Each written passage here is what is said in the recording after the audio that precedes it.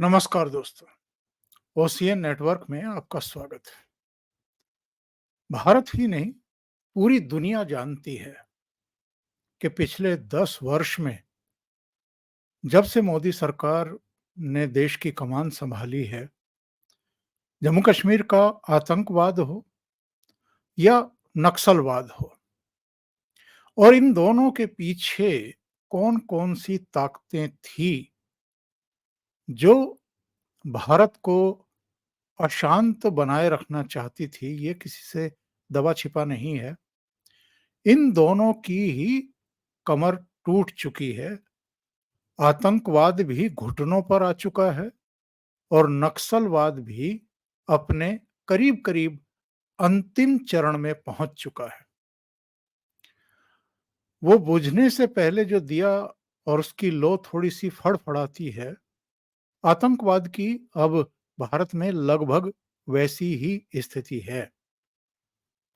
जो विशेषज्ञ हैं उनका कहना है कि बस मुट्ठी भर आतंकवादी अब जम्मू कश्मीर में बचे हैं, जिनको कहीं से खाद पानी मिल रहा है या छुपने की जगह मिली हुई है, और इनका भी खात्मा बस 1 डेढ़ साल की बात है, इससे अधिक समय लगेगा नहीं।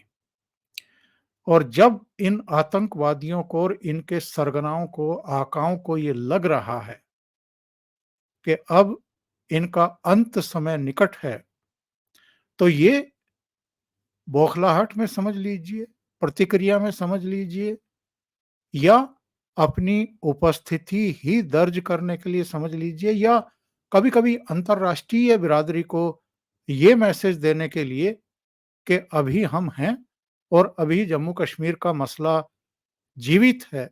यानी जो प्रोपेगेंडा पूरी दुनिया में जम्मू कश्मीर को लेकर के फैलाया जाता रहा, वहां से भले ही 370 हट गया हो, 35A हट गया हो, वहां भले ही अब अमनो अमान हो और विकास की गंगा बह रही हो, पर ये किसी के इशारे पर, वो चाहे पाकिस्तान का डीप स्टेट हो, मिलिट्री हो, वहां बैठे हुए इनके आका हों, या यहाँ हिंदुस्तान में भी जो अतीत में इनको प्रश्रय देते रहे, इनको बढ़ावा देते रहे और इनके खिलाफ निर्णायक कार्रवाई में बाधक बनते रहे, वो रहे हों, वो सब नहीं चाहते हैं कि जम्मू कश्मीर और भारत पूरा आतंकवाद से मुक्त हो जाए। इसलिए कोशिशें चल रही हैं, साजिशें रची जा रही हैं, प्रोपेगेंडा रचा जा रहा है। पिछले कुछ दिनों में आपने देखा होगा, जब 18वीं लोकसभा का गठन हुआ, विशेष सत्र आहूत किया गया और उसमें नए सदस्यों को शपथ दिलाई गई, राष्ट्रपति का अभिभाषण हुआ और उस पर चर्चा हुई, तो किस तरह के प्रोपेगेंडा सदन के भीतर राहुल गांधी, जो अब नेता प्रतिपक्ष हैं, उनकी तरफ से फैलाने की चेष्टा की गई।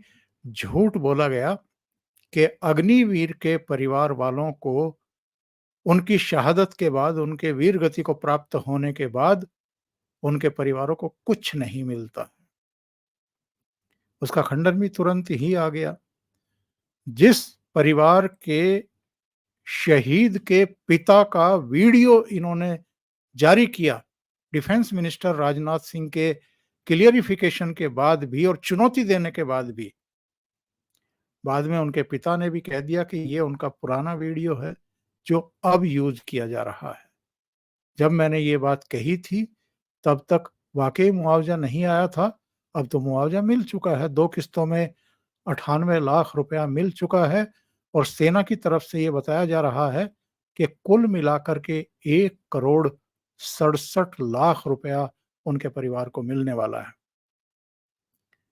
उसी तरह के प्रोपेगेंडा इस समय चलाए जा रहे हैं, और सोच करके हैरानगी होती है कि जिस पॉलिटिकल पार्टी ने इस देश पर 58 साल तक राज किया है, जिसके कार्यकाल में कई युद्ध हुए हैं और उन युद्धों में 62 की लड़ाई को छोड़ दें चीन के खिलाफ जो हुई थी जब नेहरू प्रधानमंत्री थे, तो बाकी सभी युद्धों में भारत जीता भी है।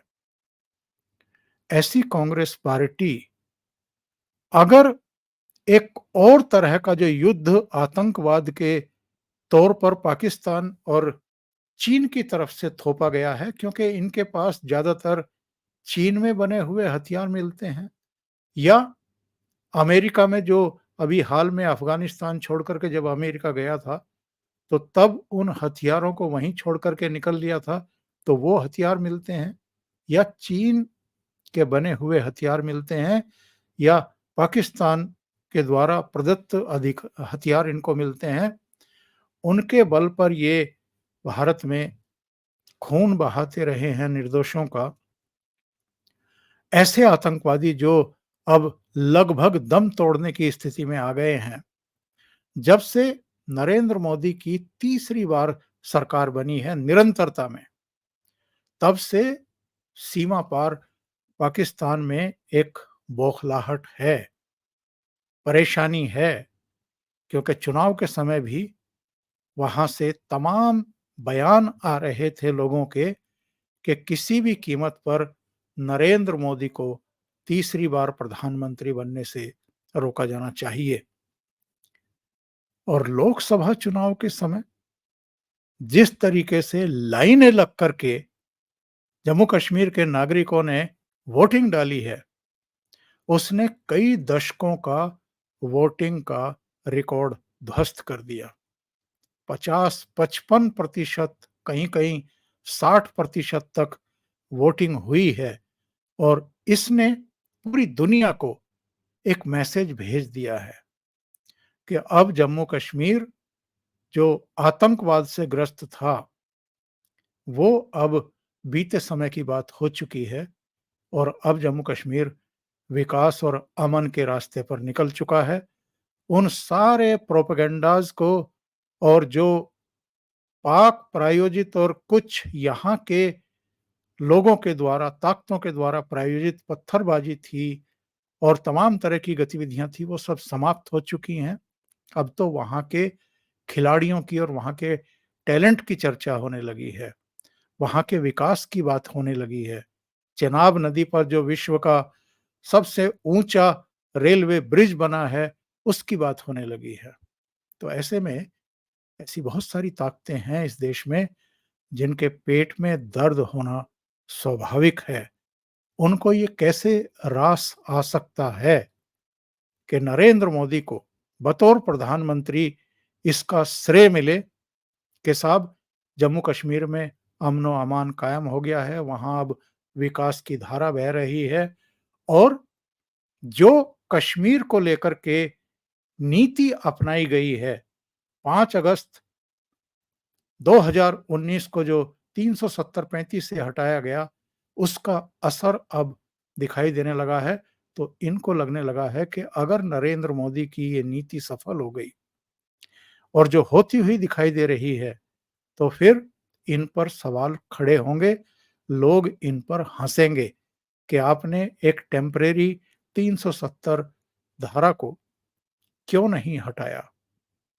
लेकिन जब भी वारदातें होती हैं, जब भी आतंकवादी हमारी सेना, हमारे राष्ट्रीय राइफल के जवानों, हमारे अर्धसैनिक बलों, जम्मू कश्मीर की पुलिस के जवानों की शहादत कर देते हैं या वो लड़ते हुए वीरगति को प्राप्त होते हैं, तो ये लोग उनकी संख्या गिनना शुरू कर देते हैं। अभी कुछ ऐसी वारदातें हुई हैं पिछले 38-40 दिनों में, जब से नरेंद्र मोदी की तीसरी सरकार बनी है, इसको लेकर के भी तमाम तरह की चर्चाएँ शुरू हो गई हैं कि नरेंद्र मोदी के तीसरी बार प्रधानमंत्री बनने के बाद ही आतंकवाद की और हमलों की घटनाएँ एकाएक क्यों बढ़ी हैं या क्यों बढ़वाई गई हैं? कौन है ताकतें इनके पीछे और कौन इनको उकसा करके आतंकवादी हमले करवा रही हैं? मैं आपके सामने कुछ बयान भी रखूँगा और बयान भी ऐसे हैं कि साहब आप सुनेंगे तो हैरान रह जाएँगे, क्योंकि इनसे लगता है कि साहब जो सीमा पार बैठी हुई ताकतें हैं या दुनिया के दूसरे हिस्सों में बैठी हुई ताकतें हैं, जो एक ये मैसेज भेजना चाहती हैं कि जम्मू कश्मीर अभी भी शांत नहीं है, तो उनकी उनकी जो दलीलें हैं, उनको एक तरीके से पुष्टि मिल जाए यहाँ से, इनके बयानों से। ज़रा ये देखिए, रक्षा मंत्री राजनाथ सिंह ने क्या कहा। उन्होंने कहा, आतंक विरोधी अभियान में हमारे बहादुर और साहसी भारतीय जवान सेना के जवानों की मौत से गहरा दुख हुआ। मेरी संवेदनाएं शोक संतप्त परिवारों के साथ हैं। राष्ट्र मजबूती से उनके साथ खड़ा है, उनके परिवारों के साथ खड़ा है। लेकिन राहुल गांधी का बयान क्या आया है? राहुल गांधी ने कहा कि आज जम्मू कश्मीर में फिर से एक आतंकी मुठभेड़ में हमारे जवान शहीद हो गए। शहीदों को विनम्र श्रद्धांजलि अर्पित करते हुए शोक संतप्त परिवारों को गहरी संवेदनाएं व्यक्त करता हूं। लगातार हो रहे ये आतंकी हमले जम्मू कश्मीर की जर्जर स्थिति बयान कर रहे हैं। ये जर्जर स्थिति वाला शब्द, इसको गौर करिए। फिर ये आगे कहते हैं, भाजपा की गलत नीतियों का खामियाजा हमारे जवान और उनके परिवार भुगत रहे हैं। हर देशभक्त भारतीय की ये मांग है कि सरकार बार-बार हो रही सुरक्षा चूकों की पूरी जवाबदेही लेकर देश और जवानों के गुनहगारों पर कड़ी से कड़ी कार्रवाई करे। दुख की इस घड़ी में पूरा देश आतंकवाद और आतंकवाद के खिलाफ एकजुटता से खड़ा हुआ है। मैंने प्रोग्राम के शुरू में कहा कि खुदा न खास्ता अगर युद्ध छिड़ जाए चीन के साथ या पाकिस्तान के साथ, तो इस समय देश में इतना गैर जिम्मेदार विपक्ष है, ये हमारे सैनिकों की लाशें गिनना शुरू कर देंगे। गलवान घाटी में जो कुछ हुआ था, उसमें चीन के कितने सैनिक मारे गए थे, चीन ने वो आंकड़ा कभी बाहर नहीं आने दिया। ऐसे कई देश हैं जो यही काम करते हैं, लेकिन हमारे यहाँ प्रचारित किया जाता है। ये देखिए, कांग्रेस पार्टी ने क्या ट्वीट किया है। ट्वीट किया है कि नरेंद्र मोदी के प्रधानमंत्री पद की शपथ लिए 38 दिन हो चुके हैं। इन 38 दिनों में 9 बड़े आतंकवादी हमले हुए हैं।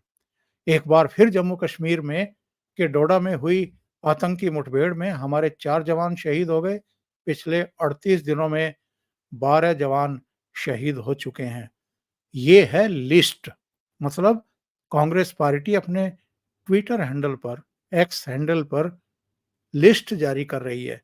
9 जून, 11 जून, 11 जून को फिर हीरानगर में, इसके बाद 12 जून, 26 जून, 6 जुलाई, 7 जुलाई, 8 जुलाई, और आगे लिखा है कि लगातार हो रही ये घटनाएं जम्मू कश्मीर के बिगड़ते हालात बयां कर रही है। ये हमले बता रहे हैं कि जम्मू कश्मीर के लोग डर और खौफ के साए में जीने को मजबूर हैं। नरेंद्र मोदी की नाकामी का खामियाजा हमारे जवान और उनके परिवार भुगत रहे हैं। हमारे जवान और उनके परिवार भुगत रहे हैं नरेंद्र मोदी की नाकामी का खामियाजा। लेकिन नरेंद्र मोदी के लिए जवानों की शहादत और उनके परिवार के आंसुओं का कोई मोल नहीं है। वे हमेशा की तरह खामोश हैं, अपनी इवेंटबाजी में व्यस्त हैं। ये देश उन्हें कभी माफ नहीं करेगा। इससे घटिया राजनीति ना आपने कभी देखी होगी, ना मैंने कभी सुनी है। इस देश में कांग्रेस पार्टी के समय 3 युद्ध हुए हैं। उनमें बहुत सारे सैनिक वीरगति को प्राप्त हुए हैं, देश के लिए वीरगति को प्राप्त हुए हैं। लेकिन जवानों के मारे जाने पर इस तरह की बातें लिखना एक्स हैंडल पर के जवानों के परिवार नरेंद्र मोदी को यानी इस देश के प्रधानमंत्री को कभी माफ नहीं करेंगे, ये क्या शो करता है? यानी ये अब इतने निचले स्तर की पॉलिटिक्स करने पर आमादा हो गए हैं कि ये सैनिकों के परिवारों को भी उकसाने पर आमादा हो गए हैं। इनके लिए जो डोडा जिले में घटना हुई है, उसमें कुल मिलाकर के 4 सैनिक राष्ट्रीय राइफल के और 1 जम्मू कश्मीर पुलिस का जवान वीरगति को प्राप्त हुआ है। और जो इस एनकाउंटर में हमारे जवान शहीद हुए हैं, उनमें एक एसओजी भी है और इस एसओजी के पिताजी और उनकी माताजी का बयान क्या आया है, इससे कांग्रेस पार्टी को कुछ सीख लेनी चाहिए, कुछ तमीज़ सीख लेनी चाहिए। इनके पिताजी रिटायर्ड कर्नल हैं भुवनेश्वर कुमार थापा और ब्रजेश थापा जिनकी डेथ हुई है, कैप्टन ब्रजेश थापा, ये पश्चिम बंगाल के दार्जिलिंग को बिलॉन्ग करते हैं। इनके पिता ने कहा कि मेरे लिए ये गर्व की बात है कि वतन के लिए मेरे बेटे ने जान दे दी। बचपन में भी और जब जवान हो गया था, तब वो जो मेरी सेना की वर्दी थी, उसको पहन कर के गौरवान्वित होता था और सेना के लिए और देश के लिए सेवा करने के लिए प्रतिबद्ध था और आज उसने देश की सेवा करते हुए अपना प्राण न्योछावर किया है, ये हमारे लिए गर्व की बात है। ब्रजेश थापा की मदर नीलिमा ने ये कहा है कि 14 जुलाई को मेरी अपने बेटे से आखिरी बार फ़ोन पर बात हुई थी और बेटे के बलिदान पर मुझे गर्व है। हम सीमा पर बेटे को नहीं भेजेंगे तो कौन लड़ेगा देश के लिए? एक तरफ तो जो वीर गति को प्राप्त हुए सैनिक, उनके परिवारों के ये बयान हैं, उनके माता-पिता के ये बयान हैं और दूसरी तरफ कांग्रेस की डर्टी पॉलिटिक्स है। और ये सब क्यों हो रहा है? कांग्रेस की तरफ से ये बौखलाहट क्यों दिखाई जा रही है? इसकी वजह समझ लीजिए। 2014 में जब से नरेंद्र मोदी देश के प्रधानमंत्री बने हैं, तब से अब तक 1774 आतंकवादियों को खत्म किया गया है। 2014 में 114 आतंकवादी निपटाए गए। 2015 में 115 आतंकवादी मारे गए। 2016 में 165 मारे गए। 2017 में 220 आतंकवादियों को खत्म किया गया। 2018 में 271 को मारा गया। ये सबसे बड़ी संख्या है, 271 को 2018 में। और 2019 में जब लोकसभा के चुनाव थे और फिर से नरेंद्र मोदी चुने गए, उनकी पार्टी चुनी गई और जब पुलवामा भी हुआ, उससे पहले उड़ी वगैरह हुए, तो 2019 में भी 163 आतंकवादी मारे गए। 2014 से 2019 दिसंबर तक 1048 आतंकवादियों का खात्मा किया था इस सरकार ने। फिर 2020 232 आतंकवादी मारे गए। 2021 में 193, 2022 में भी 193, 2023 में चूंकि बहुत बड़ी संख्या में आतंकवादियों को निपटाया गया, तो आतंकवाद या तो घुसपैठ करके ही भारत नहीं आ रहे थे या हिम्मत ही नहीं जुटा पा रहे थे और उनके आकाओं पर भी चूंकि शिकंजा कस दिया गया था 2019 5 अगस्त को 370 खत्म किए जाने के बाद, इसलिए वो सारे जो फंड के स्रोत थे वो काट दिए गए थे, तो आतंकवाद में बहुत कमी आ गई। 2023 आते-आते केवल 87 आतंकवादी मारे गए और 2024 में अब तक 3 जुलाई तक के आंकड़े मेरे पास हैं, 21 आतंकवादी अभी तक भी निपटाए गए हैं। यानी आतंकवादी इतने बचे ही नहीं हैं कि 272, 231, 195, 193 मारे जा सकें। तो ये जो आतंकवाद खत्म किया जा रहा है और ये अडवाणी जी ने एक बार इसको नाम दिया था छाया युद्ध। सीधे युद्ध लड़ने की तो अब क्षमता बची नहीं है, हिम्मत बची नहीं है, साहस बचा नहीं है पाकिस्तानी सेना में। तो पाकिस्तान जो है वो छद्म युद्ध इन आतंकवादियों के ज़रिए लड़ रहा है। तो युद्ध में क्या किसी भी देश का विपक्ष अपने देश के ऊपर प्राण न्योछावर करने वाले जवानों की लाशें गिनता है, उनके परिवारों को भड़काता है। लेकिन आज का ये जो गैर जिम्मेदार विपक्ष है, ये इसी निम्न स्तर की हरकतों पर उतर आया है।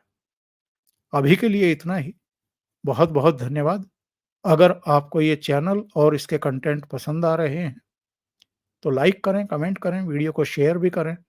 अभी तक अगर आपने ये चैनल सब्सक्राइब नहीं किया है, तो सब्सक्राइब कर लें और साथ में लगे बेल आइकॉन को दबाना ना भूलें, ताकि आगे आने वाले वीडियो और उनके नोटिफ़िकेशन आप तक पहुँचते रहें। बहुत-बहुत धन्यवाद। नमस्कार।